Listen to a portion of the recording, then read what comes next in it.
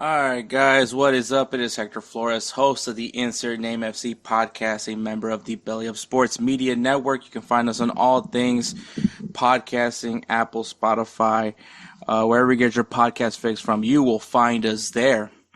Obviously, make sure you guys check them out. Also, video version of this podcast is available on Belly Up's YouTube channel. So if you guys want to see the full video version of this podcast, that is one of the avenues you can check it out. And of course, Goals TV, golz.tv. You can find the full video version of the podcast there as well, which I highly recommend. A lot of free content over there on Goals TV. Go ahead and check it out, man. You're gonna find something that's definitely up your alley, especially if you're a fan of soccer here in the United States. So, also, Insert MC does have a YouTube channel, so something that we do with these episodes, we break them down into short videos, so you can watch it on our YouTube channel at Insert Name FC. That's another avenue that you can also watch. Those videos will also be available on Goals TV. And follow us on social media on Instagram, X, Facebook at Insert Name FC, YouTube, like I just mentioned, at Insert Name FC. So you can see what all the stuff we're posting there on the regular. But yeah, this episode, Edward's back.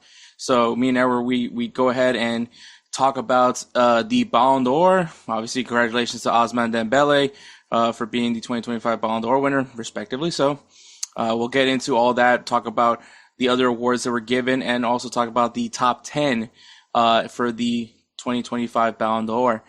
This episode is also going to feature an interview. We have Mujeeb Murana. We had him on a while back. We talked about his time going.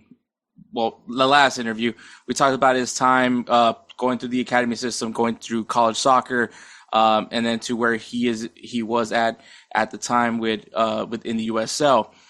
This interview is essentially kind of an update where he's gone so far in his career and maybe some of the things he's doing to get back into a professional club, but also a passion project that he truly and utterly believes in. So we do talk about that as well. So, and of course, we got Players of the Week, games to watch this coming weekend, and pretty straightforward episode, man. So, like I said, it's an interesting episode, really cool one to enjoy. So, a lot to discuss. So, and also a fun fact, by the time this episode drops, I'm actually going to be heading to El Salvador. So, I'm going to figure out, there should be another episode next week. I just need because I will be back in Houston within a reasonable amount of time to, make some recordings, but it's just going to be, figuring out the topics and all that. So we'll see how that all goes, but there should be an episode next week. But yeah, if the episode's maybe slightly shorter or something else, it's probably going to be because of me just happening to be flying back from El Salvador. But with all that being said, man, yeah, that's very much the episode. So we're going to go ahead and take a break and then go right into Ballon d'Or with Edward Robles. Let me tell you guys about Belly Up Sports. Belly Up Sports is the internet sports bar. Go ahead and check out their website, www.bellyupsports.com, to read some great articles from great writers all across the country, from hockey, baseball, golf, soccer, you name it. Belly Up Sports is the premier, not your average website. All right, guys, it is that time again where your two lovable award nominated podcast hosts talk about some topic that I'm sure is going to piss somebody off in some aspect. But Edward, you're back. It's my weekend with you. Your boys are not with their winning this mom. time. Instead of me getting custody of the boys, it's more of a Hector gets custody of me. It's just not fair. Listen, you and the boys reached this agreement, You said this was my weekend. right? You said I get the Christmas holiday. Oh God, yeah, that's gonna be a weird one. It's like, Merry Christmas, kids. All right, I gotta go. It's like, oh, Gotta what? gotta go see gotta go see your father, your godfather. Gotta go see your Theo. All right, take care, guys. And they'll be like, what? Oh, man, hold on. Well. I mean, anyways, yeah. So it's my weekend with to do the podcast with Hector. The kids are not here. They're with their mother. So yeah, everything's on the up and up. Yep, yep, that is exactly what it is. Also, this weekend sucks. I just want to, yeah, Atletico Madrid just like went Wow, to dude. went to went to Wow. work on Real Madrid. Also, because I didn't go this time, obviously, because I had to work, but um, they did it again. They had La Liga came to pitch 25, and I'm really mad I didn't get to go because Guti was there. Oh, I Uh, heard. I heard. I was so pissed because if you guys don't know, I went last year for when they did like a watch party for that match, Oh yeah. and Edwards' idol Diego Forlan. Okay, Yeah, the freak not not well, he's idol. one of my favorite strikers, one of my favorite free kick takers. And I mean, I do follow the Uruguay team because like they're to me, Oh, you that's already right. expect Brazil and We Argentina. both have soft spots for Uruguay. I forgot about that. Yeah, yeah. I mean, you got Valverde. That's your soft spot.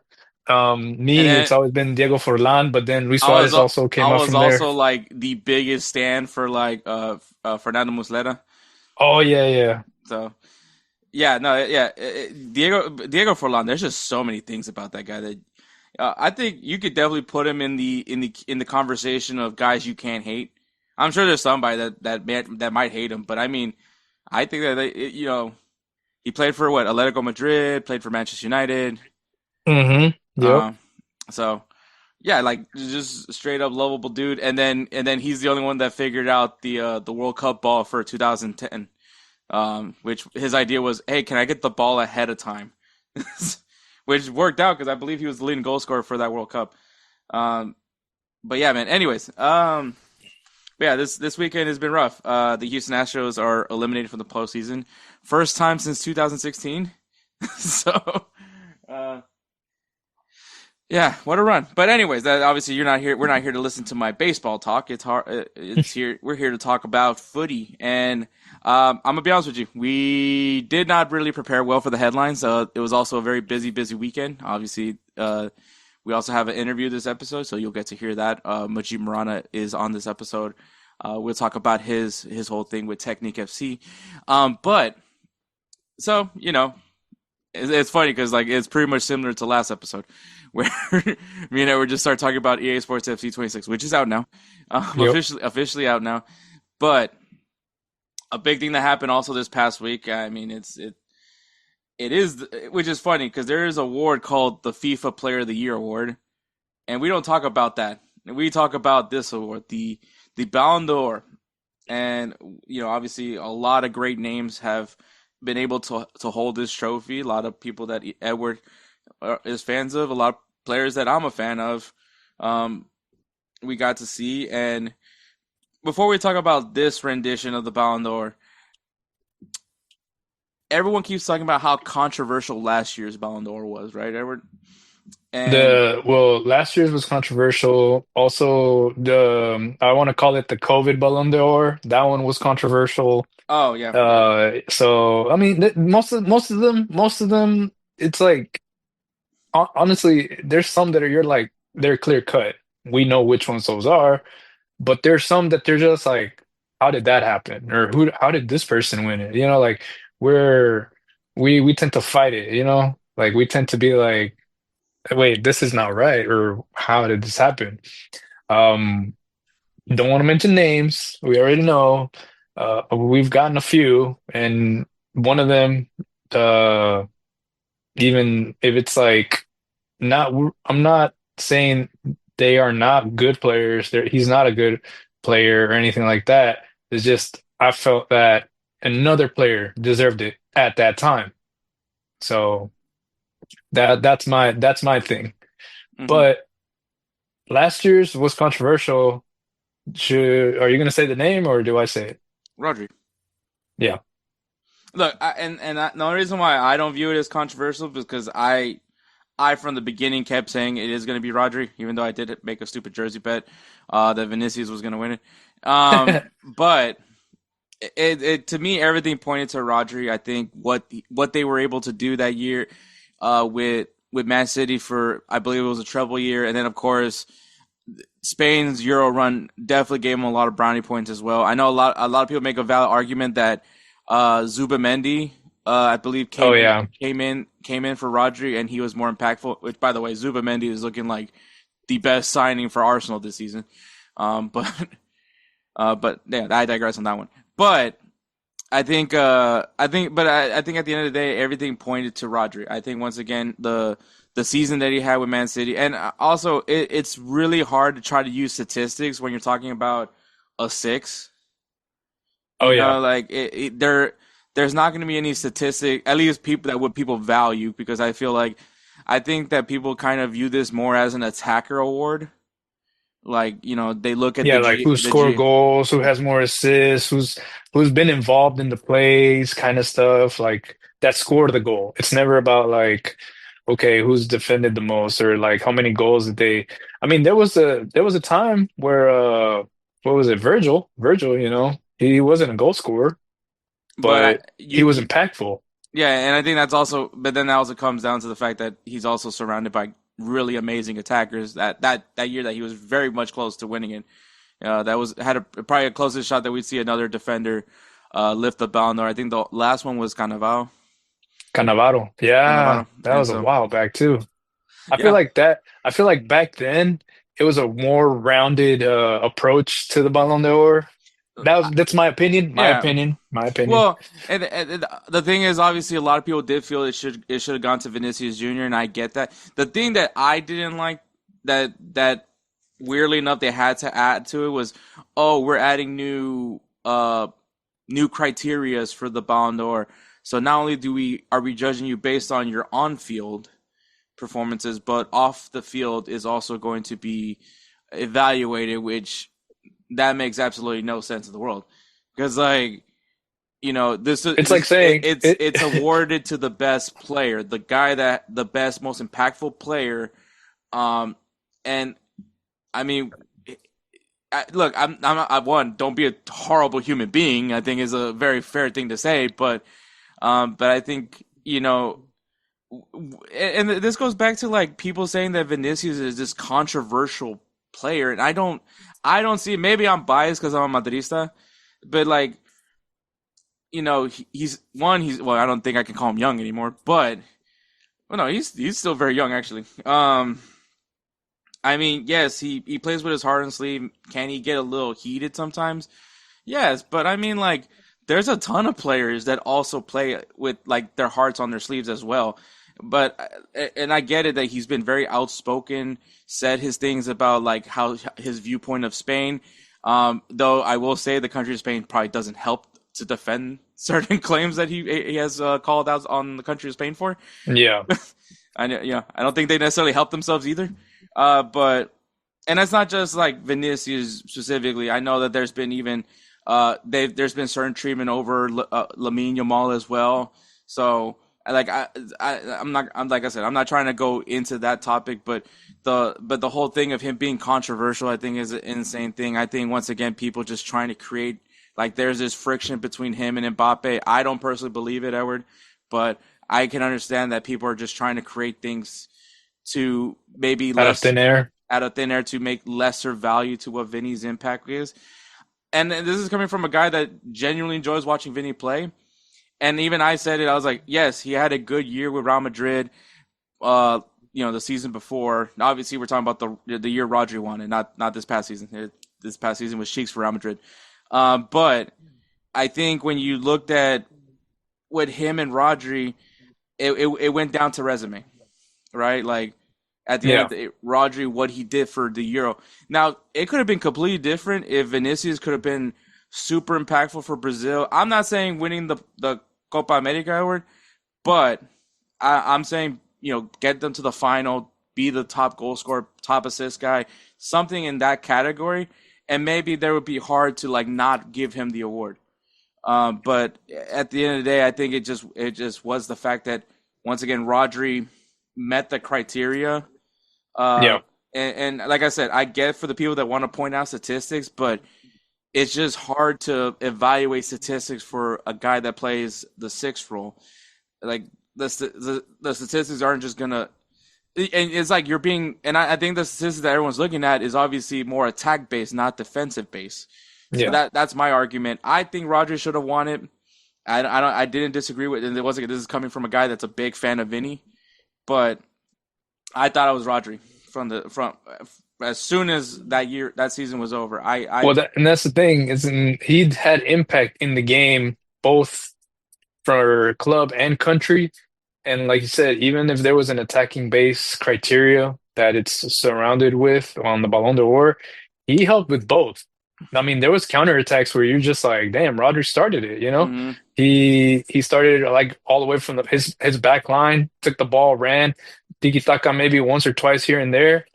Other than that, dude, like dude was on point. You know, like he Did did you he believe it? did. Did you believe it should have been Rodri, or did you feel differently? No, I felt like between what was it, Vinicius, Rodri, and Mbappe, right? No, it was Vinny, Rodri. Who was the third one? Who was the third one? So I can't remember, but I know, but Oh, Jude. Jude Bellingham. I believe it was Jude. So you see, and then at that point, and I'm I Jude at the time, I think it was like his first year in Real Madrid, wasn't it? Yeah, and I mean he played an amazing year at Real Madrid, also Yeah, playing a he position did. that he normally doesn't play. Um, but played it very But well, scored a lot of goals, more goals than he's anticipated to do because of the fact that what he was doing for Real Madrid versus what he was doing for Dortmund. But and then I think England. Well, that's the weird thing too, because England made it to the final, like the Euro final, yeah, and so yeah, because I remember making the joke, the battle of the colonizers. Um, but yeah, like I don't like when I think of that Euro, I don't think too much about Jude, which is crazy because I love Jude Bellingham. But well, the thing is, I think that year, that's when like Harry Kane was popping off in goals and internationally. mm, Like he was popping off because I mean, if you think about it, the last guy that was like scoring goals left and right for England before Harry Kane came into the picture and everything, I think it was Wayne Rooney that would be scoring from out of the field, out of the box, in the mm, box, like scoring bangers. Like that was the number nine. Even though he was playing the 10 role, he was still that number nine. Uh, mm-hmm, and then also Rashford, but Rashford wasn't showing up. So then Harry Kane is the one that stepped up and he became that number nine while mm, Rashford would still remain in the wings. captain of England as well. Yeah. But no, yeah. So So yeah, but I mean, there's also been some, obviously also one of the year after COVID, which was they awarded it to Messi because the World Cup. And obviously, I think a lot of people made an argument for Lewandowski. I don't know, that one was kind of tricky. It that's wasn't. that's that's the one that I have a controversy with, but I'm like, you know what? It's It is kind of what it is. tricky because Lewandowski did have a great year. It wasn't like the COVID year. No, Unfortunately, that one. I mean, that was an amazing year for Bayern Munich. And I mean, that's what got Hansi Flick the Germany job. yeah. Just from that season alone. But I mean, no, but I mean, yeah, Lewandowski he still had a very good, sturdy year, strong year for him at Bayern Munich at the time. Um, and you kind of did feel like if it wasn't for the fact that Messi won the World Cup, he wouldn't have won that Ballon d'Or. And so I understand the controversy on that part. But I don't think it. Yeah, but as far as controversy, there's always going to be someone complaining. I know some people weren't happy that Luka Modric won that year, even though what he did was impressive. Like, I mean, Yep. he took Croatia. No one expected Croatia to make it to the final, and on top of that, playing so many games that went to penalties. That I'm like, I was like, I am so glad I'm not Croatian. I would be having a heart attack right now. Like like you have to think about that's like as far as like an American sport aspect is like having to go down the wire every single game. Like it had to go to like one last shot or one, it came down to the last decimal, right? To win the game. And like playoff sports, which unfortunately I'm not going to get to experience that this year. But it is like every play is just gut wrenching. if it doesn't come out successful, right? So like it's very overwhelming, and for Croatia to make their run to the final that year, like you know what? I understand why they lost to France because they essentially played like they played like an extra 2 games on top of what they were already playing with the amount of extra time and penalties that they had to play to get to that final. But yeah, I honestly I think Luka Modric won. Also, speaking of guys that you could definitely argue for top most lovable people. Like I don't think there's many people that will say ill will things about Luka Modric. Same thing with like N'Golo Kante and all the other great lovable guys. Like you can't say anything mean about those guys, is what I'm saying. But yeah, I mean, I love that Luka Modric won the Ballon d'Or. I know some people found it controversial. I don't know why, but they did. But I think that we've there's times that we've had like the most agreed upon winner, and I think Karim Benzema, right? Like that was a very much agreed on. That guy should win the Ballon d'Or when he won it. Yeah. But so this year, then we'll finally get to 2025. So this year, before we get to the Ballon d'Or winner, just want to say the Women's Coach of the Year award was given to Serena Wiegman, who is the coach of the England's women's national team. So, and obviously they won the Euro. So back Yeah. to back Euros, by the way. Coach of the Year is Luis Enrique from PSG. The Women's Club of the Year was Arsenal. Arsenal's women's team. They also won the Champions League last season. Men's Club of the Year, surprise, surprise, PSG. The Socrates Award, which is given to the best humanitarian, was was the Shana Foundation. So that was the humanitarian award. The Jad Muller Award, which is given to the player who scored the most goals in a calendar year, was for men was Victor Gyorkes, and for the women's title was Iwa Payor of Barcelona. Uh, Oh, which I get. I don't know. I thought it would have been given to Mbappe, but I guess Gyorkes was still really impressive. The women's Yashin Award, which is best goalkeeper, is Hannah Hampton from Chelsea. The men's Yashim Award was given to from PSG, Gigi Donnarumma, who's now in Man City. We thought that we were there. The women's Copa Award, which is given to what is the Copa Award for? Oh, the I'm looking best it up as well. under 21. Best under 21, which was given to Vicky Lopez of Barcelona. And the men's Copa Award, I'm going to ask you a question about this after I just said it. Mhm. Lamine Yamal.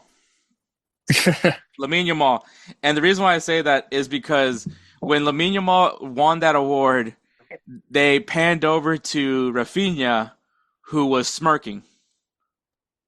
And everyone's like, "Oh, he's happy because there's no way they're gonna give Lamine Yamal the Copa and the Ballon d'Or."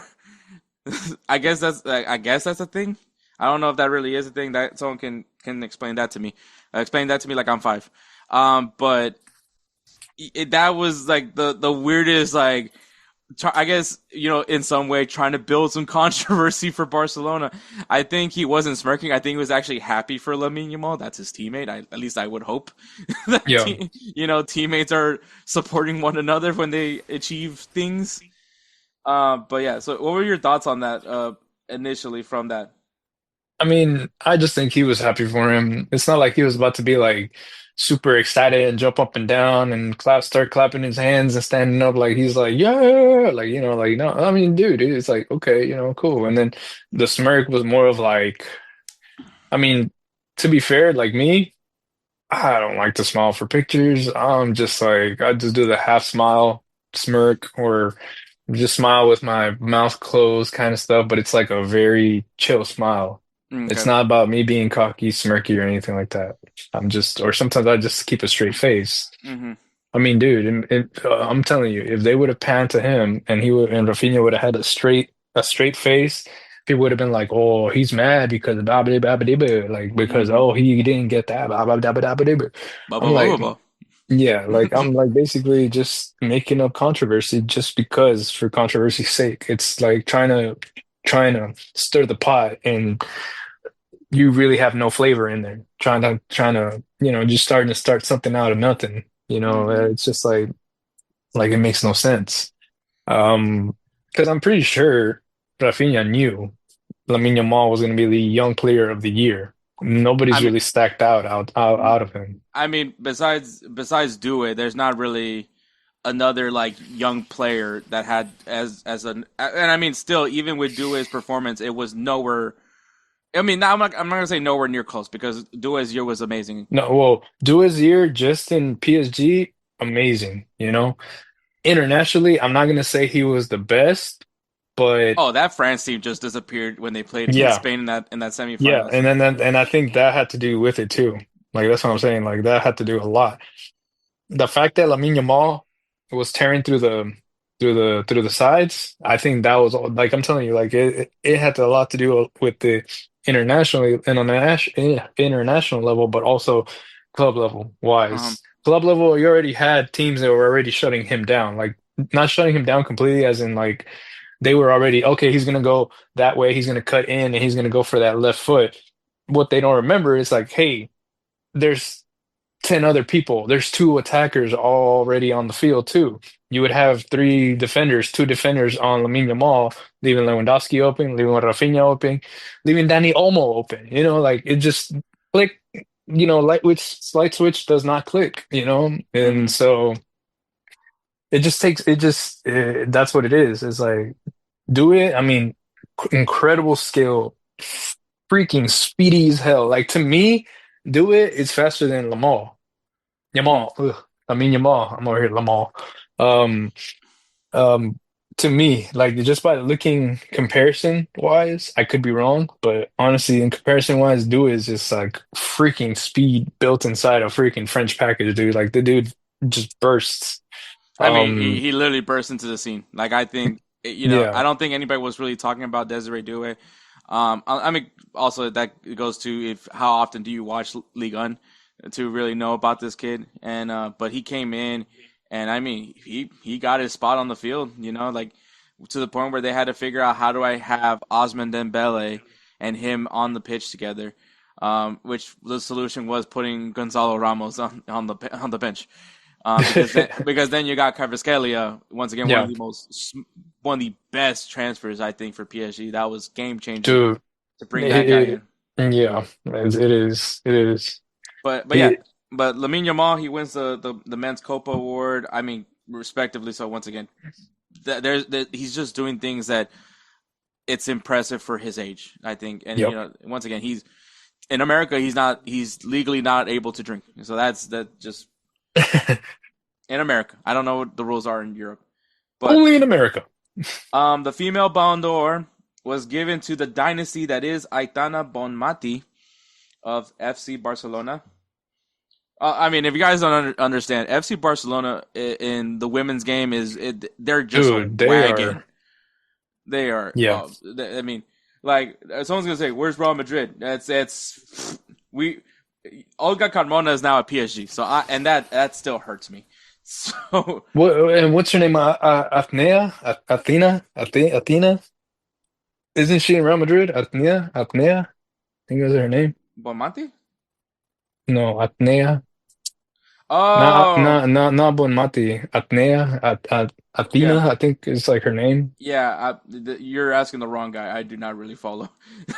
No, but No offense, I'm saying, but but supposedly she's like one of those, you know, up there, like in no, stats, yeah, no, she's really good. Also, Spain's women's team is also very, Oh yeah, dude, the very good. Spain's women's team is just, England's women's team is also just very good. So, yep. so yeah, like yeah, U.S. needs to, they can't be resting on They their can't laurels just anymore. they So they they they can't just go back to the Mia Hamm and Alex Morgan stats. Uh what's her name? Rapino, who Rapino. who is retired. Yeah, exactly. You can't go back on the laurels and coattails of, hey, we won the World Cup back then, but now it's like, okay, you guys got to step it up now. I Yeah, was like, everybody else in the world caught up. Let's do it. yeah, the women's game has now cut up to y'all. So like, Hmm. and they're playing very good technically. That's also what we should be pointing That out and then for yeah, Spain's women's team. But all right, so the men's Ballon d'Or. So I'll quickly go through 10th to 6th just to get it out of the way. 10th place Nuno Mendes of PSG. 9th place Gigi Donnarumma of at the time PSG. 8th place Cole Palmer of Chelsea. 7th place Kylian Mbappe of Real Madrid, and 6th place Hakimi of you guessed it right, PSG. so those were the guys. Anything you want to say about those guys? Like, do they belong in the top 10? Is there? You're kind of like, I don't know how that dude, got. Nuno Mendes, he was a beast on the back line, like on that left wing back. Honestly, Dude, is he the world's best left back right now? I think so. Like Marcelo, I mean, that was Marcelo's spot for the longest time, but now, gee, dude, like, Bro, dude's an insane. He's once again, insanely man, good. PSG just so smart at getting these young guys, man. Yep. Like, But it's like, let me put it this way. the new approach Let me, for PSG, dude. I was like, you want to hate PSG because because it's PSG, but I well, mean, like they got so much smarter in player acquisition. let me put it this way. It's like the way that they're playing or the way that they're looking at players now. It's not like, okay, they're good. Let's get him. I think what they're doing is, okay, I think he has the potential. Hmm. Let's get him. They work with him. They train. They they do it in the academy. They go ahead and move and they move them up. And then that's when they see you're a beast. You're a monster.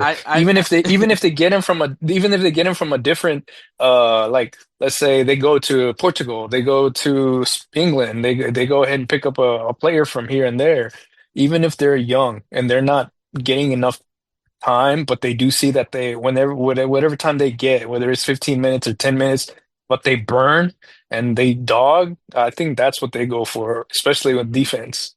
Yeah, and I also just want to they PSG once again in the Champions League final where they just obliterated Inter Milan. And I think And you had Desiree Doué, who became the second youngest player to score in a Champions League final, only for like the final minutes of the game for a player to come off the bench, and then he became the second youngest player to score a goal in the Champions League final. no, and then no, my thing, and also my thing is, and think about it this way too. I think they also send their scouts and pick the players who are technically sound Mm-hmm, because a lot of their gameplay that they've been doing is so refined. It's a finesse, kind of mm-hmm, like Luis Enrique bringing back the Pep Guardiola style, mm-hmm. just a little bit more I flashy, because a little bit more flashy, and also a lot more speed. I mean when you look at that midfield for PSG, you have what was it Fabio? Fabio, Yeah, Fabio Ruiz. Fabio Ruiz, yeah. Fabio No, Ruiz. Fabian Ruiz, Fabian Ruiz. yeah, Fabian Ruiz, You got Vitinha, who yeah. once again Dude, amazing chain of events, freaking and then long shot, and Jesus. and talk about guys that are just good, like able to get the ball out of people.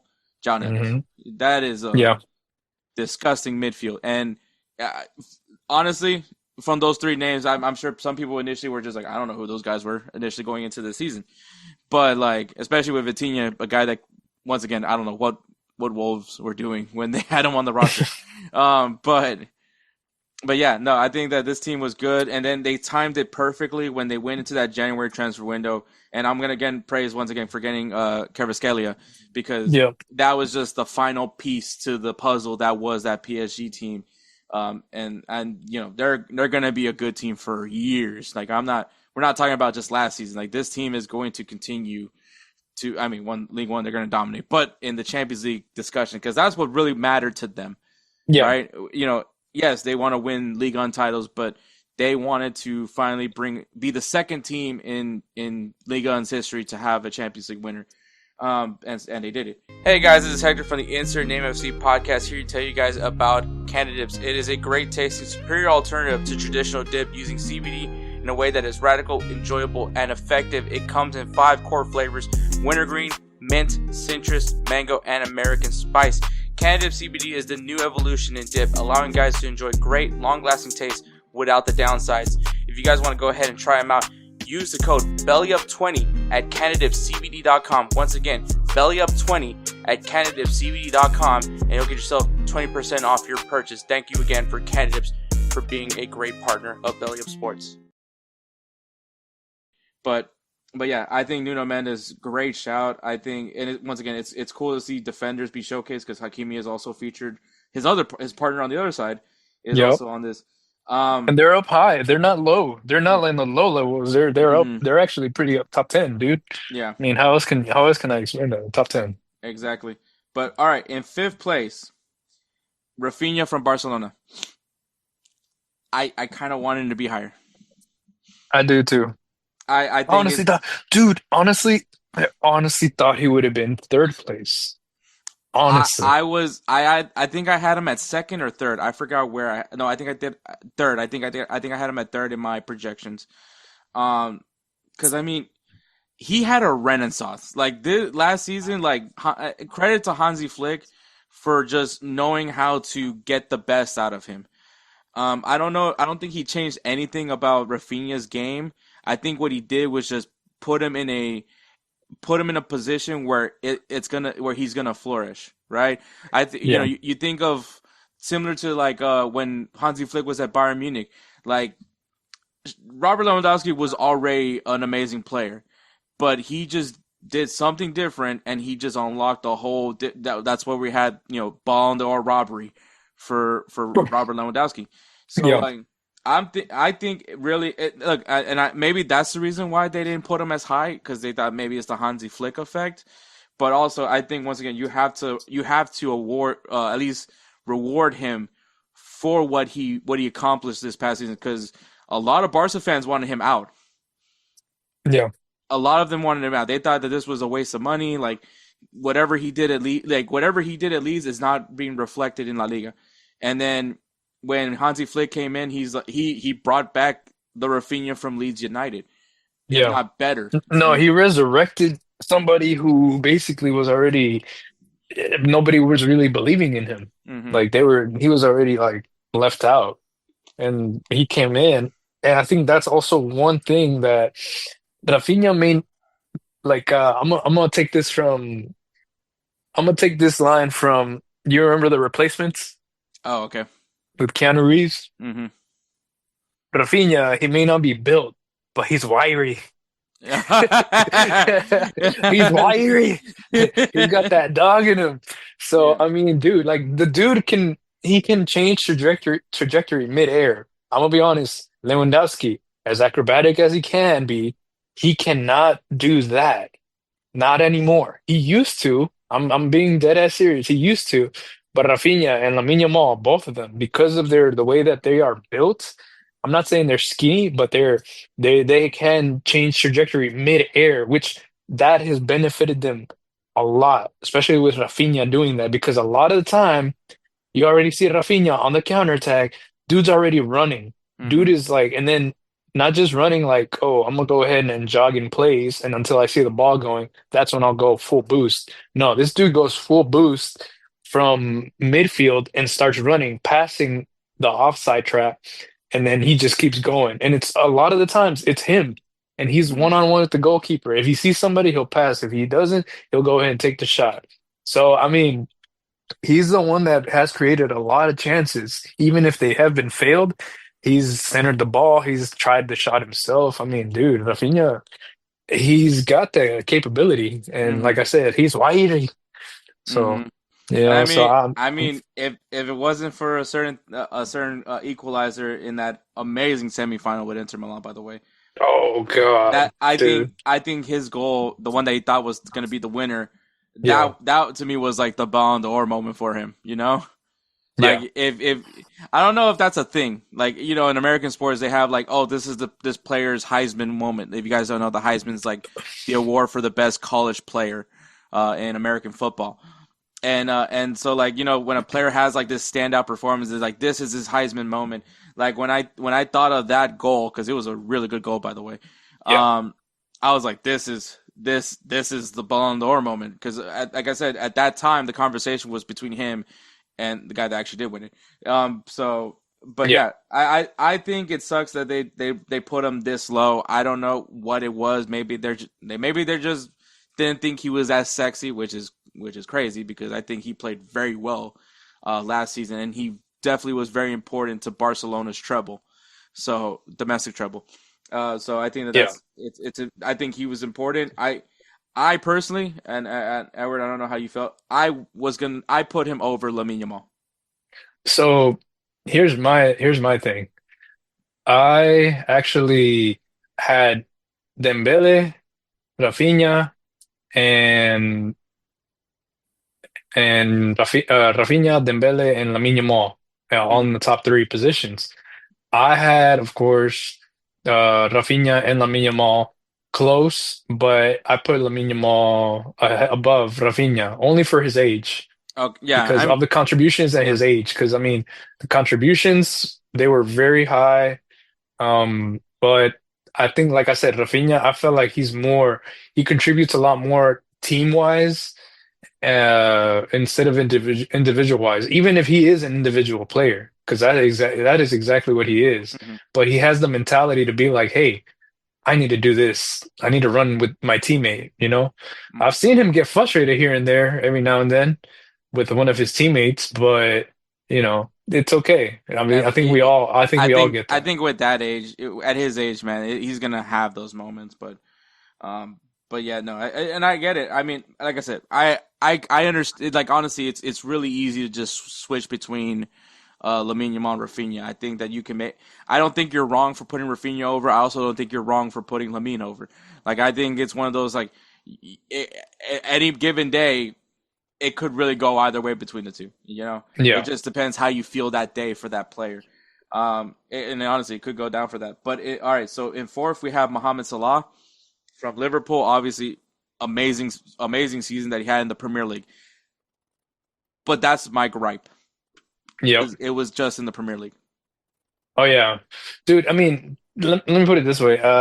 Internationally, he he can't do too much. That's the thing. It's like, and it's not a bang on him. It's just in general.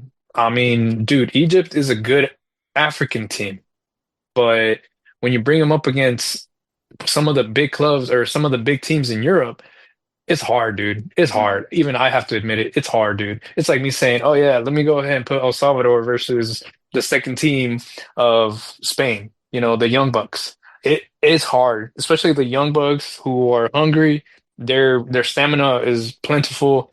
You got El Salvador, who's already they got most of the players already heading out the door, They're not just even happy. in They're there. just happy to be invited.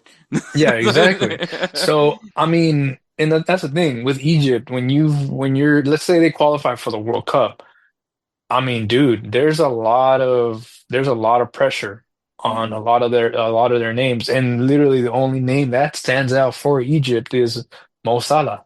Like, Hmm. and it's not like, oh, we have like a badass defender, like even a single center back. Like, dude, I mean, think about it this way: Netherlands, you got De Ligt, Virgil van Dijk.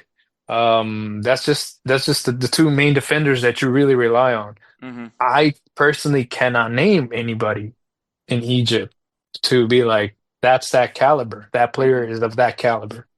Hmm. So it's hard. It's not a bang against Salah. It's gonna be very difficult for him to get it up there. The only way I think he can do it is like if he wins the league, makes it to the final in Champions, and wins the AFCON. Yeah, and I mean that, And and I that's a think big if. That's a big play. That's a big play. yeah, Because I then he'd be carrying Egypt over to the AFCON and winning it, well, and then which also, he has done it, but the game, but well, that, but the, but I think that season the Liverpool didn't so win that no, one, I yeah, think. you're right, but I mean like with Afcon, the thing that was I think crazy to me about because Mohamed Salah does play well, but he's not the reason why they win. Yeah, If that makes any sense, and I think because I remember it was when him and Sadio Mane when were at their like their best, right? Him and yeah, Sadio Mane. Liverpool was killing it, and then of course they're both representing African countries. Obviously, Mane is Senegalese, and obviously, and we just mentioned Mo Salah for Egypt. But like they were both in the final, Yeah, and I once again it wasn't like while they were contributing, they weren't necessarily the reasons why their countries were doing so well. And I mean, this is coming from a guy that wants to see another I want to be able to witness an African winning the Ballon d'Or because obviously the only African to have done it is Patrick Weah, father of Timothy Weah. He yeah. is still to this day the only African to have won the Ballon d'Or. And I mean, there's so many amazing African players like also, I mean, the day that like a North American is to win the Ballon d'Or, that's also gonna be insane. And why stop there? Let's get an Asian in there. But I mean, like it's gonna take time, and I think for the longest, as far as for the continent of Africa, your money was very much riding on Sadio Mane and Mo Salah for what they were able to do for their clubs, which were in a great position. They were part of that resurrection for Liverpool, and they're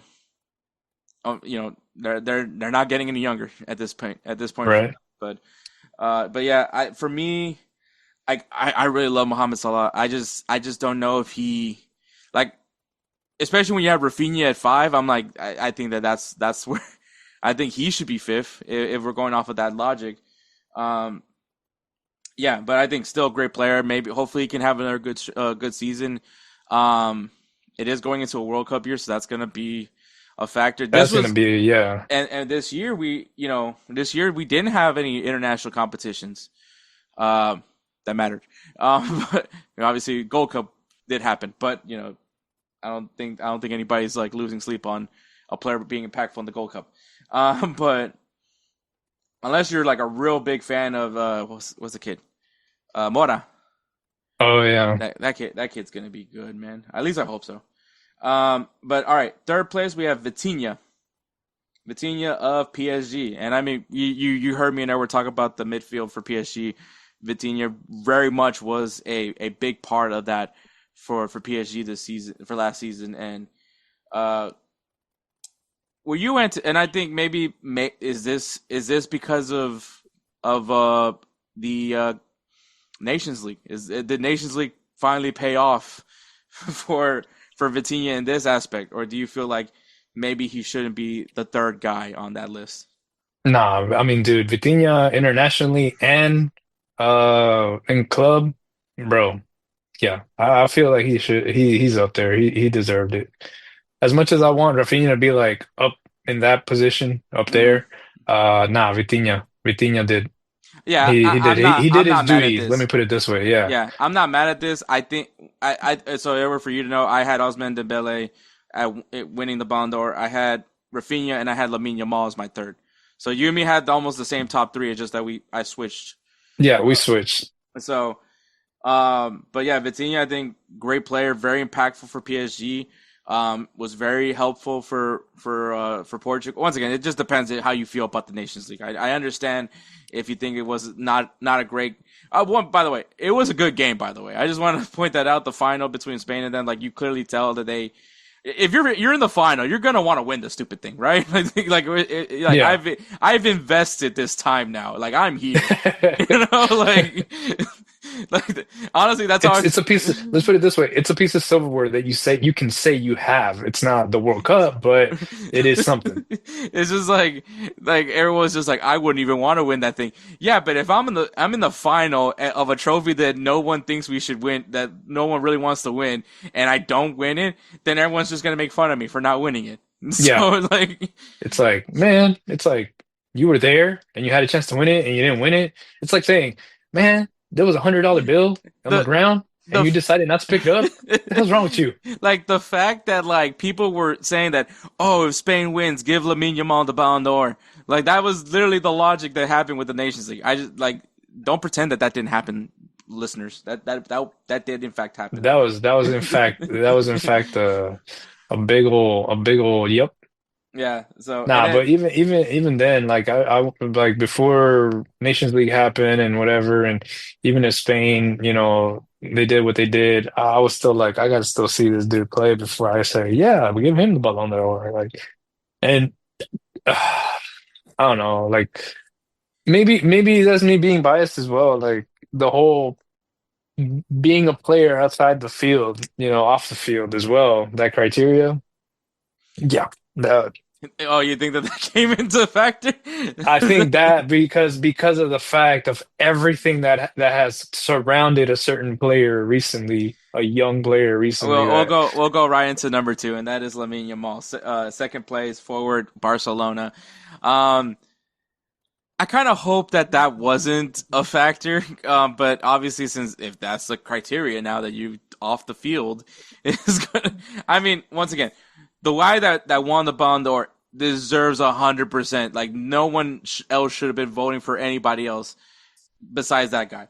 But like Lamine Yamal, once again for his age is just it's amazing what he's doing, and it's so unfair as someone that has to root against this kid. Uh, and earmuffs, Edward. I've not even moved on. Earmuffs on. All right. This kid's really fucking good. Like I think, sorry for cussing Kelsey. This guy is like incredible. Like yeah, like he makes Barcelona so much fun to watch. Like I genuinely do enjoy watching Barcelona games, because of this kid. And I mean, just the way they're playing right now, it's just very fun to watch that Barca team play. But once again, okay, earmuffs off, Edward. But Okay, Barcelona just really sucks. So that like, coloring book was fun. all right. But yeah, no, I think hopefully the him going to the beach with a 40-year-old woman, maybe that hopefully that's not a factor. The whole having a 18th birthday party where involving midgets and models of a certain cup size. I hope that's not a. What? My thing is the way you said it. It's like I hope it's not a factor by having midgets at a party and women with like D, B, whatever the D, There was like C's, a. and It was like G's. they had to have a certain cup size. That was the thing that I was Let just me like. let me put it this way, all right? Now, it would have been bad if you would have had the party and you would have been like, "Hey, porn stars necessary. If anybody knows porn stars, let me know. I think They he have also to have said this." blonde, blonde, and a certain cup size. So, Oh man. which Well, to be fair, it's a very 18-year-old thing to do. yeah, right.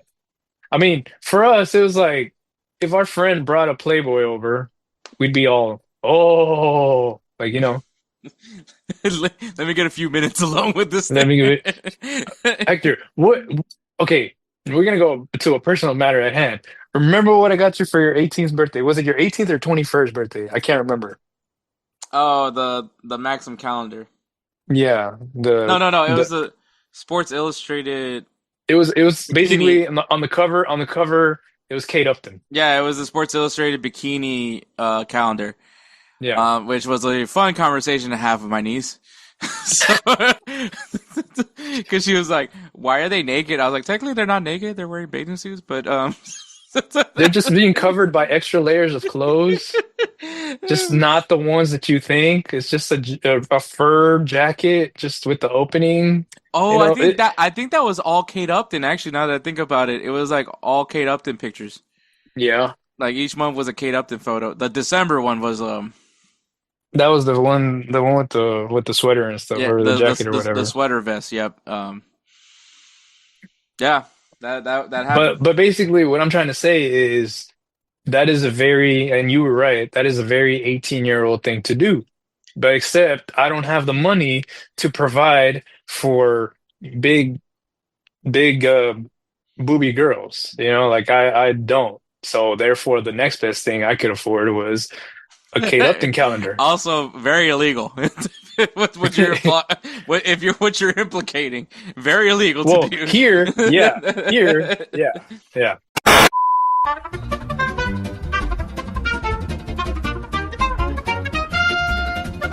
We're over here trying to talk about the Ballon d'Or, and apparently the conversation turned over to a whole different kind of ballon, if you know what I'm talking about.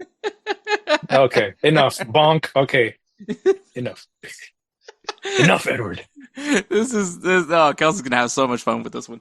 Um, all right. So the winner of the Ballon d'Or is Ousmane Dembele of PSG. Which, once again, I think Ousmane Dembele. This boy over here. Ooh, it's Ousmane Dembele. that Chill.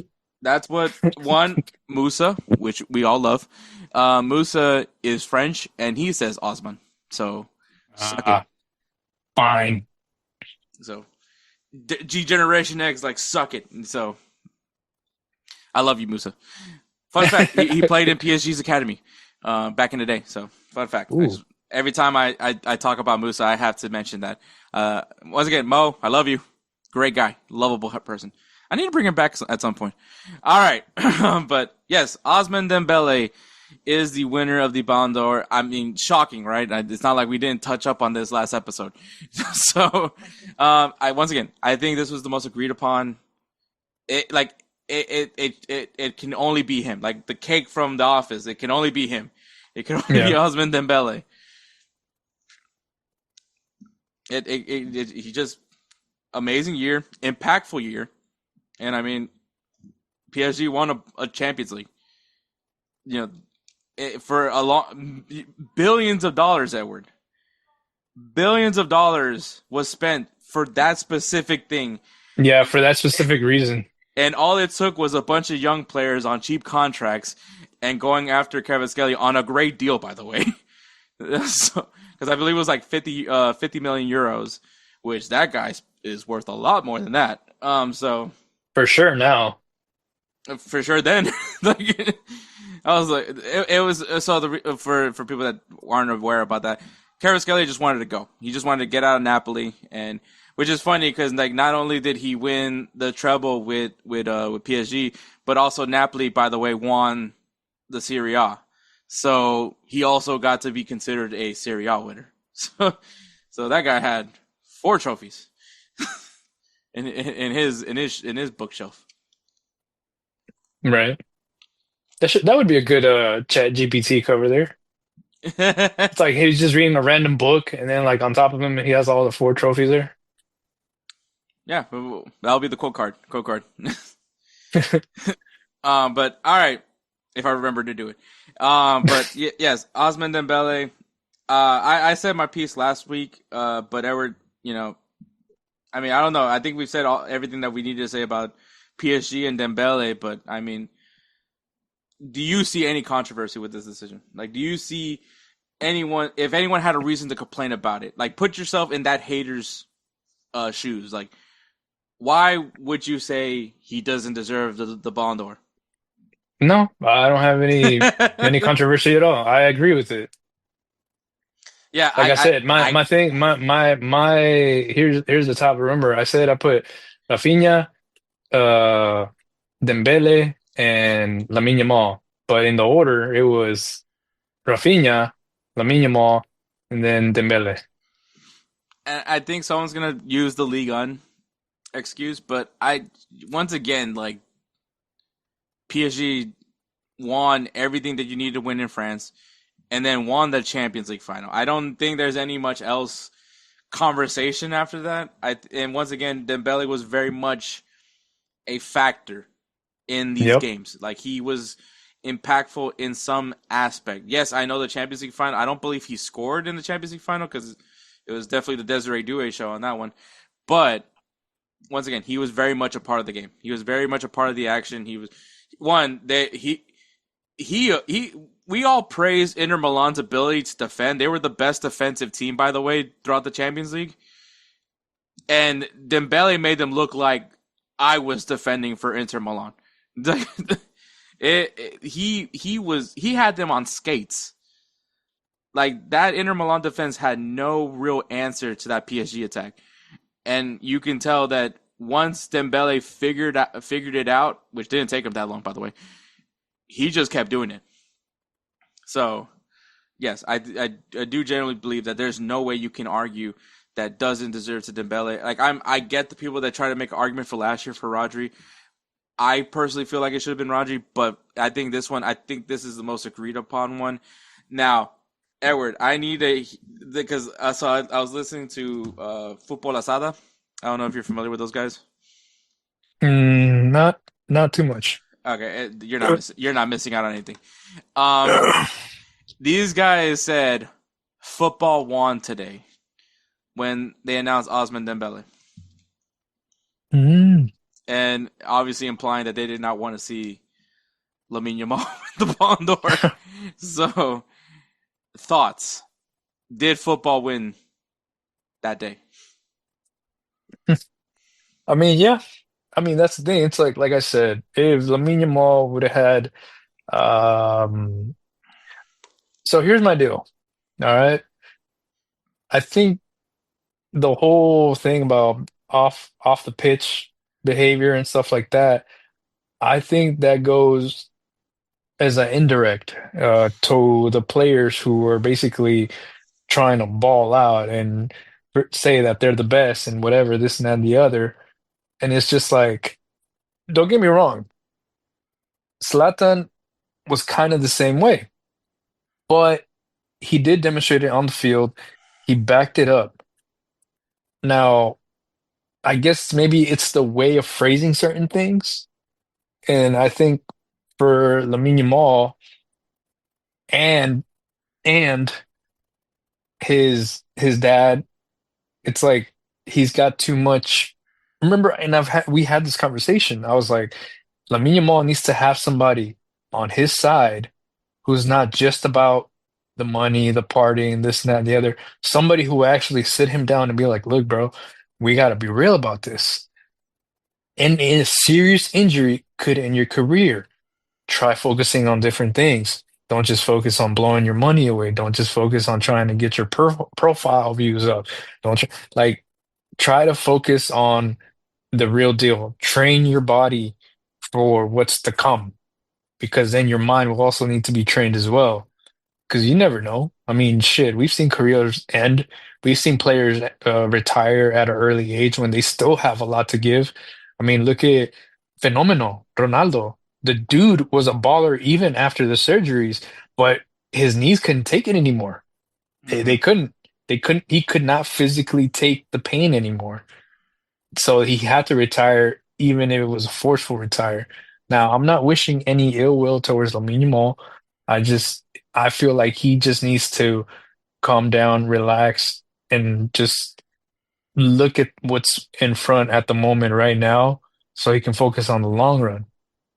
Because at the end of the day, his goal is not far from I'm going to be the best in the world.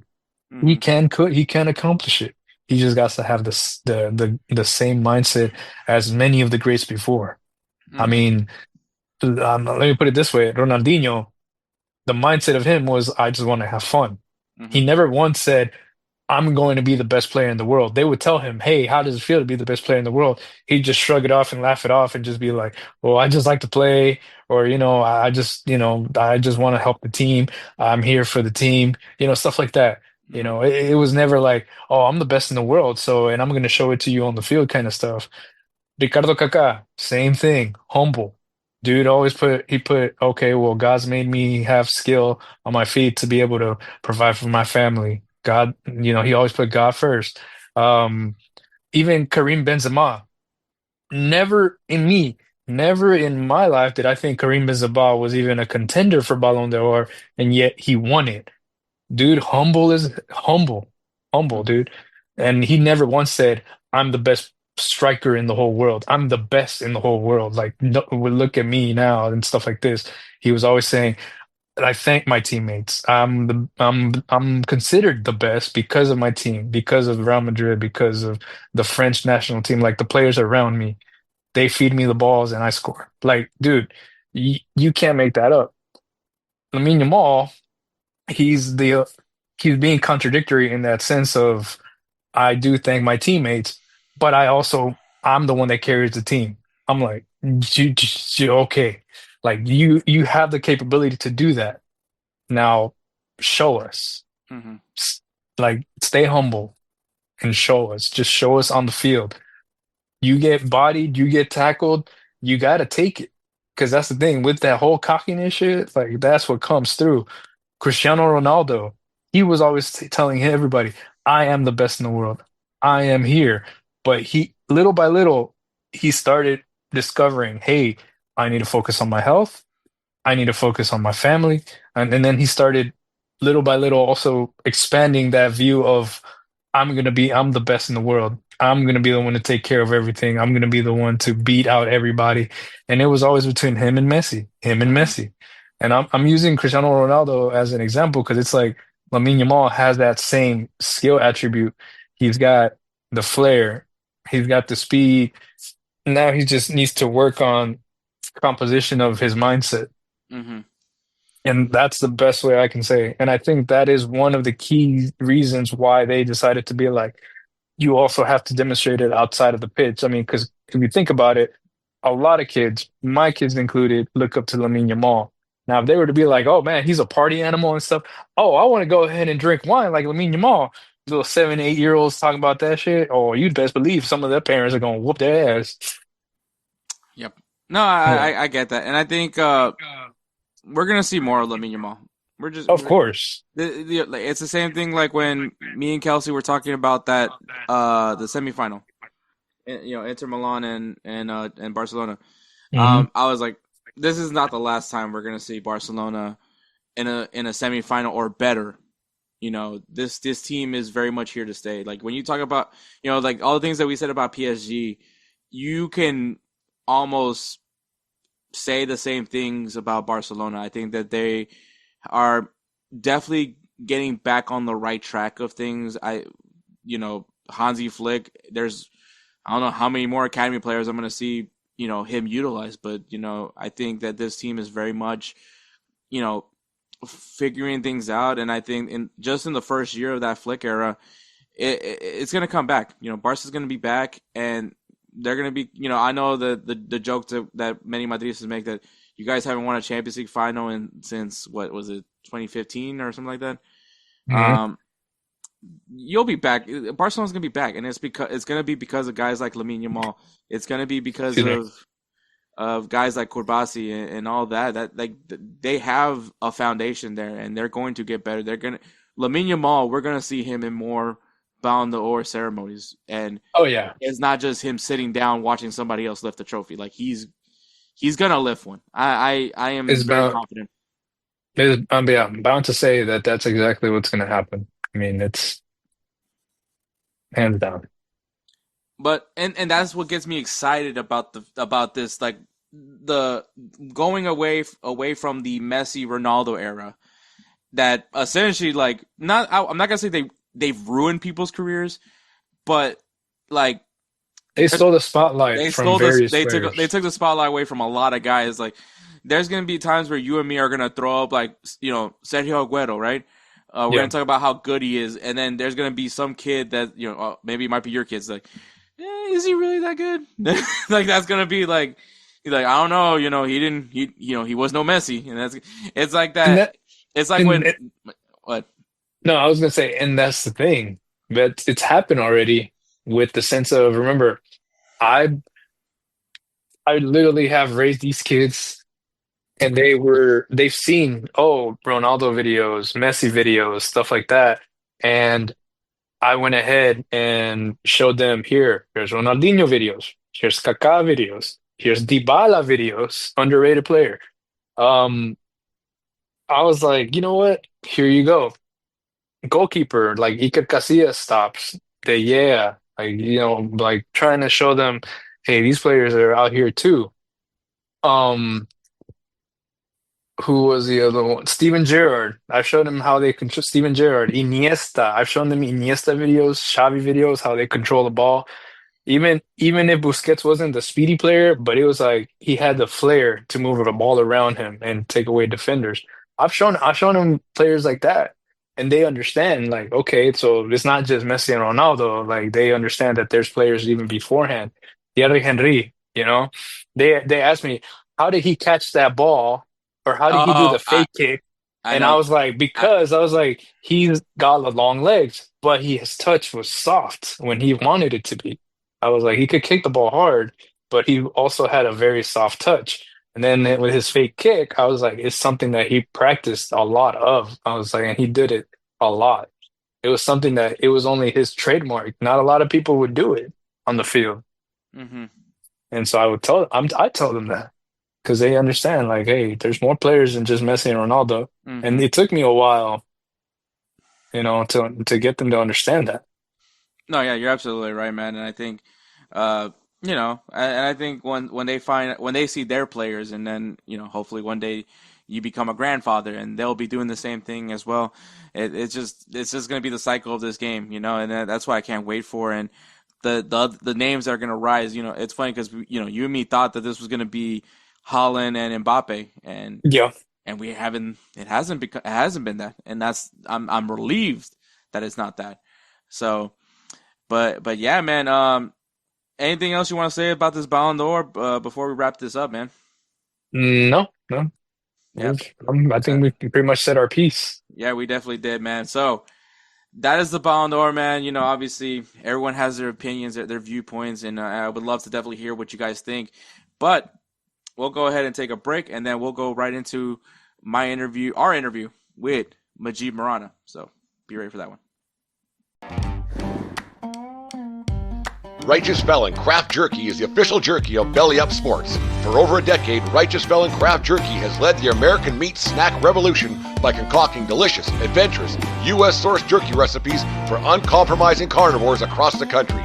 With 15 different flavors to choose from, Righteous Felon has all jerky lovers covered, and by using promo code BELLYUP, you will get 15% off your purchase at righteousfelon.com. Do your taste buds a favor today and rip into a bag of Righteous Felon jerky. All right, guys, bringing back a good friend. We had him on of last year. Jesus Christ, time has flown for sure. But it is my good friend Mujeeb doing his thing. He actually reached out to me. I'm glad that you reached out, and I'm glad that you want to come back on this show.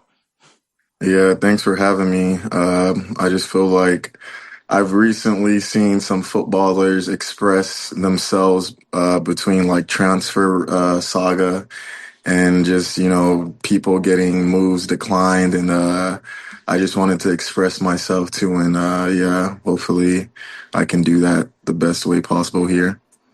So when we last spoke, obviously you were in preparation for. Actually, I think you were one match into the season in the USL with Birmingham. Um, can you talk a little bit about how the season progressed as far as for the USL? Obviously, I think the microscope is massive for USL just because the whole promotion relegation talks that has been going on there. But from your viewpoint, how did you feel about the USL as a league? And with that promotion relegation, is that something that could be competitive towards Major League Soccer, which is obviously a league that you're also have some experience in?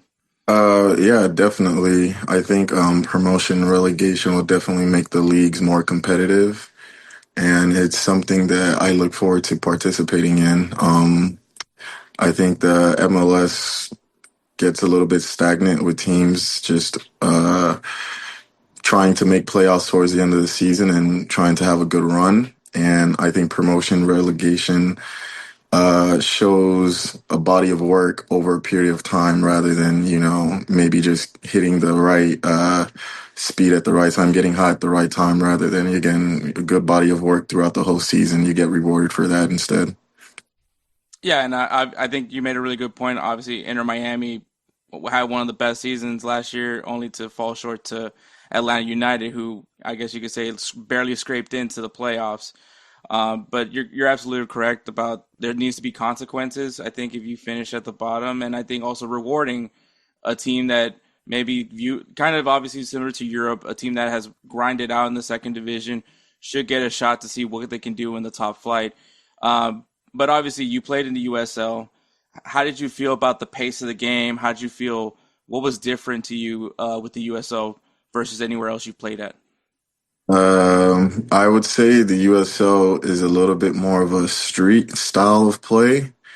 MLS is a little bit more tactical and technical, and USL gives you that kind of like street style of play, and players play a little bit more raw, is what I will describe it as. Would you say you had more fun? I mean, that's to me that sounds Uh, fun. yes and no, because one I actually got to play. So yes, that was fun. No, in the sense that I'm a kind of a tactical, technical player, lover kind of player. When you're supposed to play the ball to the right foot or the left foot so a player can turn and take a touch a certain type of way, it makes the game much easier. But USL, it's more like guys will just pass you the balls, and as long as it gets there, it gets there. Okay, so that makes a lot of sense. That's actually very similar to how I used to play on Sunday League. So so levels on levels. But you did get a little bit. Your season did change a little bit. You left Birmingham and went to Miami. Can you talk about that move a little bit? What was that like as far as one day you're in Alabama, the next year in Florida? Yeah, it was definitely an interesting time period. I just had to do what was best for me personally. So I took the opportunity that was available, which was Miami FC at the time. I also had interest from El Paso at the time, but me and my agent decided to go to Miami. And yeah, the rest is that. So obviously, well, USLs are going on. What are you doing right now as far as preparation, or what are you still in the best shape of your life? What's going on with you right now? Yeah, I mean, I've been training all year. I kind of had a disappointing off season. From my perspective, I felt I put myself in a pretty good position to, be playing right now and get a couple offers or get invited to a couple preseasons. But for one reason or the other, I had zero calls this off season. So yeah, I've just been training all year, working hard. And I went to this combine with Tech FC, and I finally got a new agent. So just trying to build on that and get ready for next year. Tech FC. So that is. Can you elaborate a little bit more on Tech FC? What is that all about, and how that Yeah. came to be? Yeah. So, a guy named Asher Cuevas, reached out to me, through LinkedIn. Actually, he reached out to me. We connected and, it's just a free agency, program slash residential gap year for guys who missed the preseason period, who don't find a team, and guys who are still hungry and wanting to play and not just give up right away. They can, have that year to where they maybe have to focus on a couple other things other than soccer, but also still participate and stay in shape. And Tech FC definitely has helped me a lot. And again, I went to a combine in July. And I was able to secure an agent. I secured a trial as well, but unfortunately, I couldn't go due to some personal issues. But yeah, that's what Tech FC is about. And I love that you called it a gap year, which I think for you, obviously, you played through the academy at Houston, you go to college, so you never really got essentially like your own little break trying to figure out who is Mujeeb, if you will. Do you feel like this is what that door is opening for you right now, where you can get a better understanding of what exactly you want to do, not only as yourself but as a player? Yeah, definitely. I think this time away from the game has taught me to trust myself more, but also just, I wouldn't say make me more of a man because I feel like I've always been very mature from an early age, but it's opened my eyes to how things can change very quickly. And yeah, it's given me a clear picture of what I want to do in my career and how I want to do it, basically. Last time we talked, I asked about what's an advice that you would give to a younger player, and you said doing the right thing.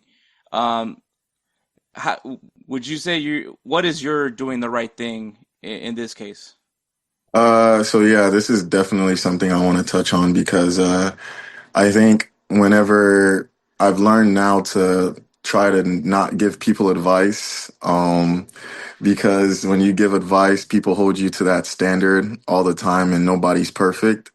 And my advice was try to do the right thing at all times. And everybody makes mistakes, and I definitely can vouch for that. I make mistakes. But what I mean by do the right things at all times is, first of all, I want to say I'm a black man. So for me, doing the right thing is not the same as a Hispanic man or a white man. So me doing the right thing is, again, I have to look out for what's best for me. So that's kind of what I want to say on that. And just based on whatever is going on in this country and things like that. Like I said, doing the right thing applies differently to everyone. And I would just say I'm a black man in this country, and I know what certain things can happen to me and what are certain things that can't happen to me within the professional aspect of soccer and just also just the regular life as well. No, yeah, I think I think we all go through our trials and tribulations, and I think at the end of the day, you know yourself better than anybody else, and I think that there's nothing wrong with doing what's best for you. I always think sometimes you got to make what everyone would view, and obviously, this is where I would say forget what everybody else is thinking. What does Mujeeb want, and it's perfectly fair to always have that day where you're like, you know what, I'm gonna pick myself today. I'm gonna put myself in front. Not It's not gonna always be a thing, and I'm sure maybe you picking yourself is gonna also be doing a good act. So it's not necessarily like being selfish. It's just how do I take care of myself today? And so I think that still falls in line with doing the right thing. No, I definitely agree. I definitely agree. Yeah, and but Technique FC. So is that?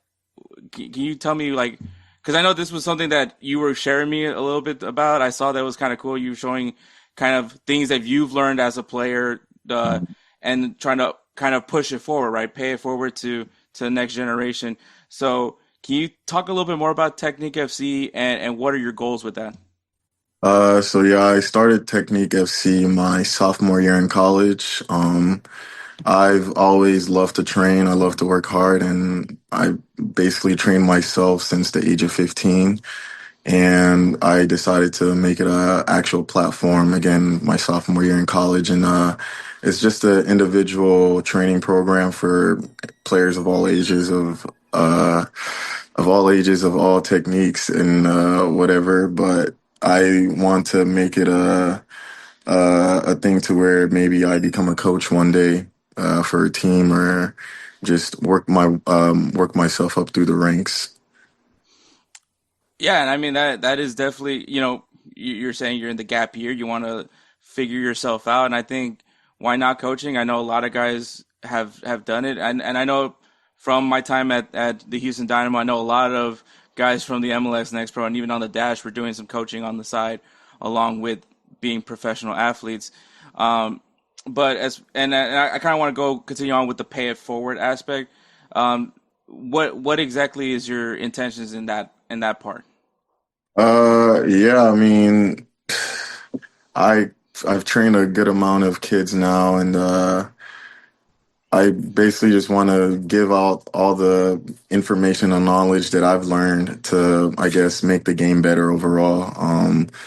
I think nowadays the game is starting to become a little bit copy and paste, dry, and we don't see as much skill and flair from certain type of players, as we used to back in the day, or the Neymars, the Hazards, who can just dribble and change the game themselves. So the name for my program, Technique FC, is about that. These type of players have just a different level of technique. So I just want to pay that forward to all the younger players that I can, and again, hopefully get into professional coaching one day. I actually love that you're saying that because I think I'm only speaking for myself, but I think a lot of people value, especially in the youth rankings, is they only value like a certain type of skills. I think more towards athleticism more so than they do versus uh, technical ability and guys that just have great instincts and kind of tell themselves that you gotta like kind of shrink yourself into this box, which is Yeah. like there's certain guys that you're just like you just gotta let him rip it, like let him do what he does best. More often than not, they're more comfortable in that way. I understand like understanding the principles of the game and understanding positioning and all those factors, but I think the fluidity is also really important for some of the guys. And unfortunately, I feel like a lot of guys that had that kind of play style kind of fell through the cracks. Unfortunately, are those guys that you're looking to reach out to?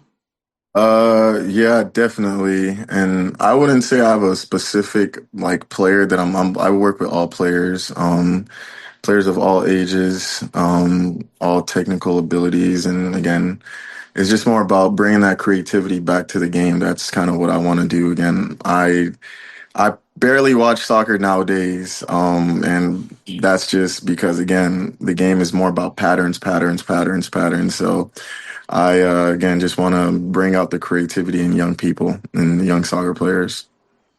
Yeah, and that's completely beautiful, and I think you kind of already answered it, but obviously you went through a lot of youth programs. You've gone through the college system. Um, like in your opinion, the pathway, the player pathway, if you will, Mhm. um, is it really as clear as some people like to make it appear to be? Mm, I would say yes. I think if you put in the work and the time, the pathway is there. Personally, for me, I've literally ticked every single step that you can tick in the player pathway. So yeah, I think it's clear. I will say a lot of players do go missing within the system as well. Of like you said, they tend to here in America at least they tend to focus on the more physical, athletic type of player, and like you said, the more technical, creative players get lost in the shuffle if you can't keep up physically. But I'd say the pathway is pretty clear. When I first talked to you, I really had very little knowledge of the college soccer world. I had some idea that physicality and physical ability is what's going to help out for those college players to like kind of get some strength in, get some more physical ability. Uh, but I was still very just it was still unbeknownst to me. I know there's value to it. I'm not saying that there isn't, because I think it is important that some guys aren't just ready to go up against a grown man that's getting paid to do this. But uh, one of the things I've been more critical about MLS is just I have never been a fan about how the MLS draft is conducted, and I think it's because of the fact that like so many guys that do get drafted, not all of them, but I don't ever get to see them. I never get to see them on the field. In my opinion, obviously, maybe you have a different viewpoint on it. And I mean, I think it kind of doesn't help right now where you have a guy that's kicking for the Dallas Cowboys, who was drafted. But can you maybe talk some sense into me? I would just say it comes down to levels. Again, going from college soccer to pro soccer is a different level. And until you experience that switch and that intensity, then you can't really like put it into words. And I think for the most part, it's fair the way it works. That's why there's Next Pro now and other leagues like USL and for younger players. But I think it's pretty fair. It's just a matter of the college game. Like I said last time, it's more about physicality, and the pros, it's about physicality and technique. And there's levels to technique. Oh yeah, definitely. And so obviously you're talking about with Technique FC, you're explaining the guys how it is, right? You're telling them the kind of the realities that comes with when you go up those levels. Um, for you, would you say Technique FC has any certain pillars that they stand on? Like what are like the pillars for Technique FC? I would just say trust your instincts.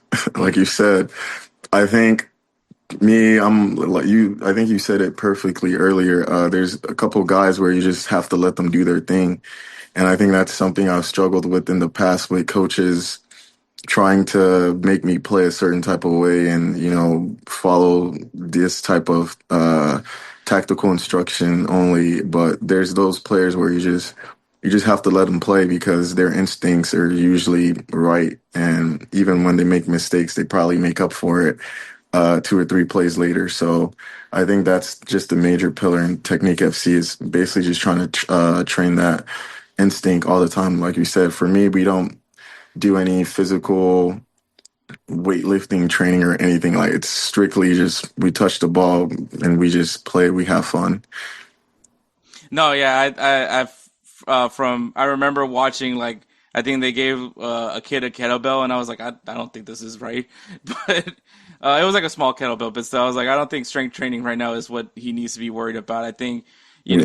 for a young kid, it's just about loving the ball, like having fun with the ball, identifying the ball as this fun thing, not necessarily too not it's not that deep, right? It's the kind of I do want to touch on that. I see a lot of parents and kids and trainers focusing very early, kids who are 8, 9, 10 years old already in the gym doing heavy, like not heavy sessions, but again, they're already touching weights. And personally, for me at that age, you don't need to be doing any of that. You just, again, love the ball, enjoy the ball, have fun, and run around and, go crazy. what are the age groups that you're specifically working with? Specifically, boys who are 14 to 16. I think this is the area where your game changes the most because that's where you see the most physical change in the body for boys. And I think if you can hone in and again master your instinct at that age, then you can really separate yourself. And again, I'm not talking about weight training because Hmm. you can always get stronger at any point in time. But again, that time period is very crucial because your body changes and you have to learn how to adjust to your body at that age. When you think about yourself at that age, what was something that if Technique FC was around, what would a young Mujeeb be doing? It was around. I was training Uh, myself, but it wasn't official. okay. So right now, Technique FC, is it just right now maybe just technical ability coaching? Maybe not. We're not going to see Technique FC and MLS next MLS next anytime soon. Uh, Nah, not. And right now, I'm just still focused on my career and trying to get that back up and running. But definitely in the future, you will see. Maybe might not be a Technique FC, the name, but I think you would definitely see a couple clubs being coached by me for sure. I mean, I'm all for it, man. I'm like I said, when going back to my days in the Dynamo, which is also helps because you're my proof that I used to work for the Dynamo. Used to is the key word, but I think like I kind of talk about. I root for a lot of you guys. Regardless of where you guys are now in your careers, I'm always cheering for you guys. The wins, I'm all there with you guys. I'm always proud of seeing you guys doing great things. I love what you're doing with Technic FC. I think you're doing a great service to especially to the youth, and once again your version of paying it forward. And I think that's for me your version of doing the right thing. And I love it. I love seeing you guys win. It makes me proud every time. I was watching you play last season.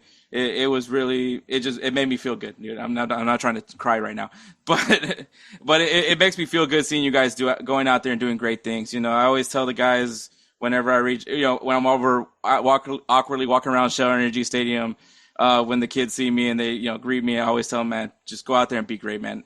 Whatever that definition of being great is, it warms my heart seeing them do well in everything you do, and then including yourself, Mujeeb. Like I said, man, you were one of the first people that really made me feel welcomed at the club, and so that always is very important to me. And I want to see you out there and winning. I want to see you win, whatever that means to you. And I really love all the stuff that you're doing, man. It's awesome, and I can't wait to see you back out on the field. So, Yes, uh, sir.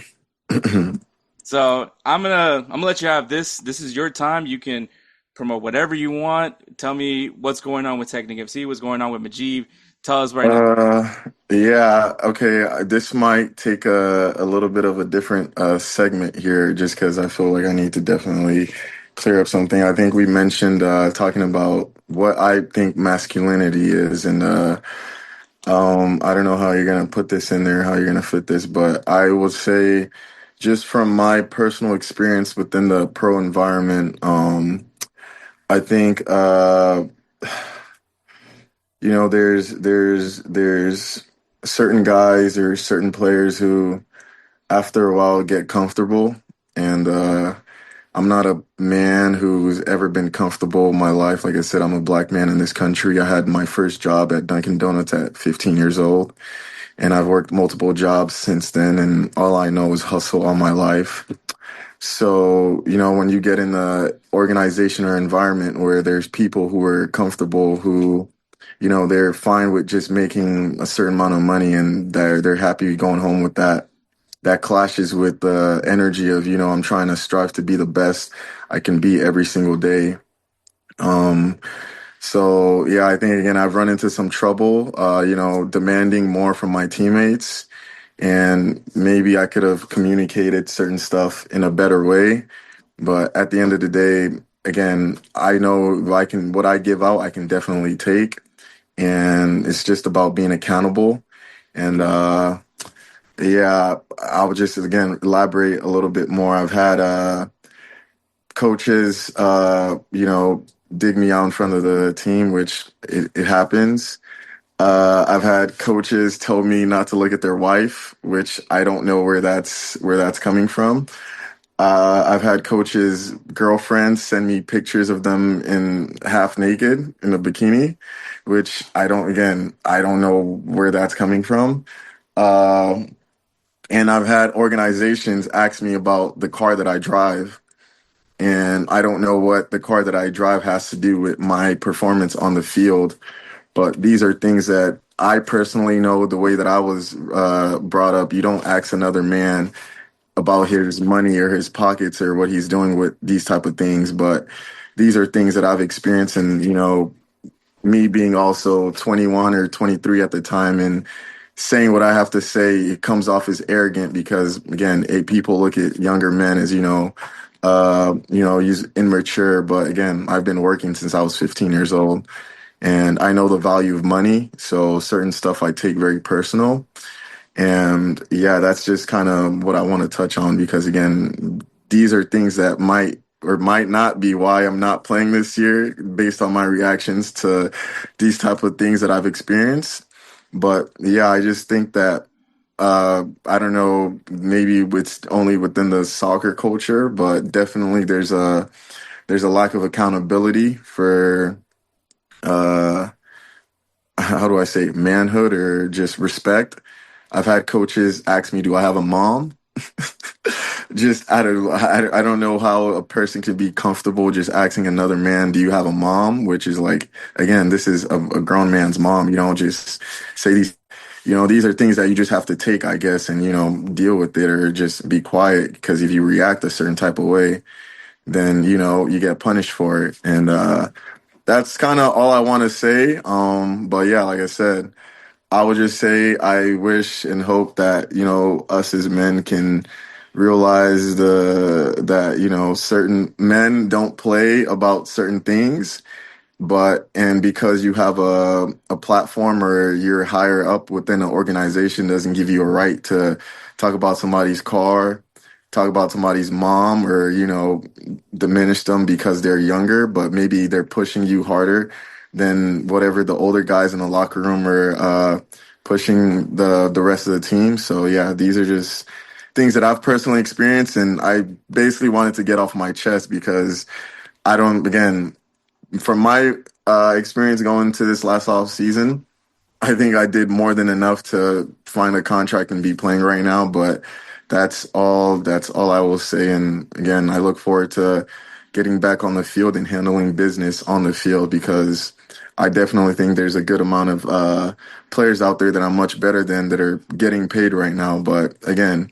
it is what it is. There's definitely conversations being had that I'm not aware of, but it is what it is, I guess. No, yeah, I mean, no, I'm glad that you got that out, and I think it's important to. I think at the end of the day, you gotta stay true to yourself, man. Everyone, opinions are like asshole. Everybody has one, right? It's just the way it is. And I wish I could.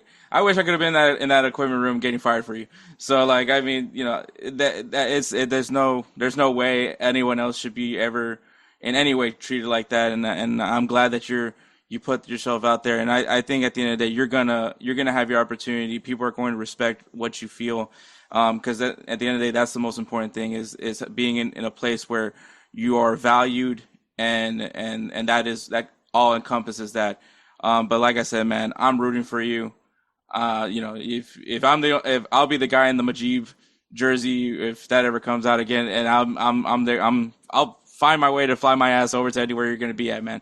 But Yeah. so I'll be rooting for you, man. Like I said, stay true to yourself, man. Don't ever change.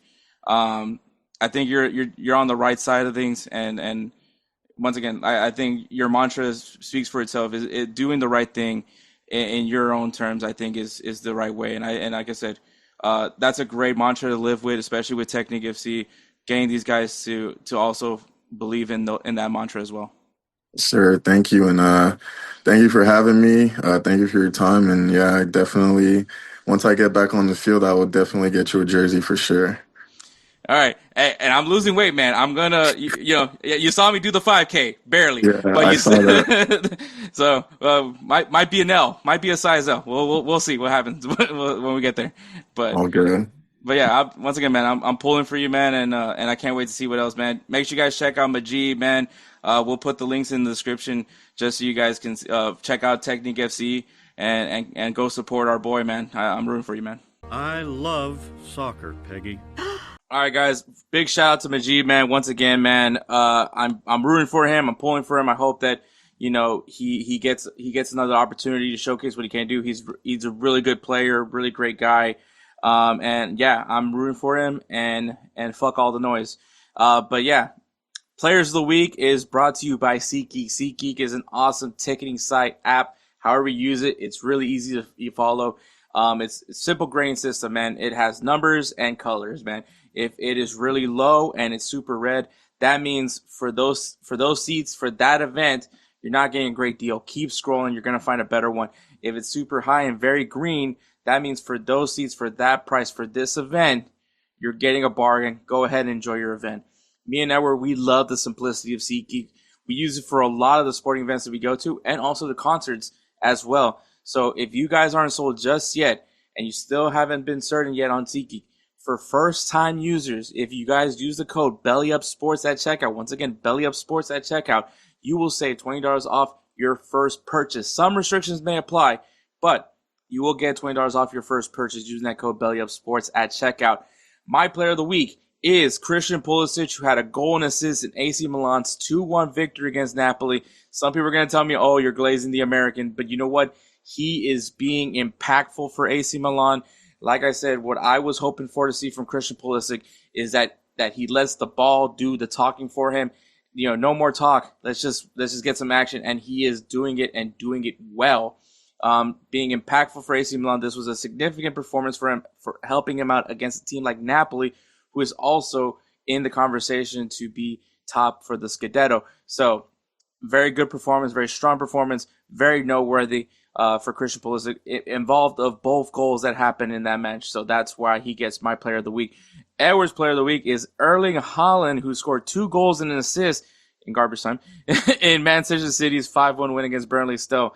The man smells blood in the water. He's going to get it, and he did, man. Unfortunately, Burnley was on the receiving end of it, but still 2 goals and assists, man. That is very impactful, especially for Erling Haaland. But yeah, so congratulations, Christian Pulisic, Erling Haaland, former teammates, for being our players. Wait, were they? Or was that Gio Reyna?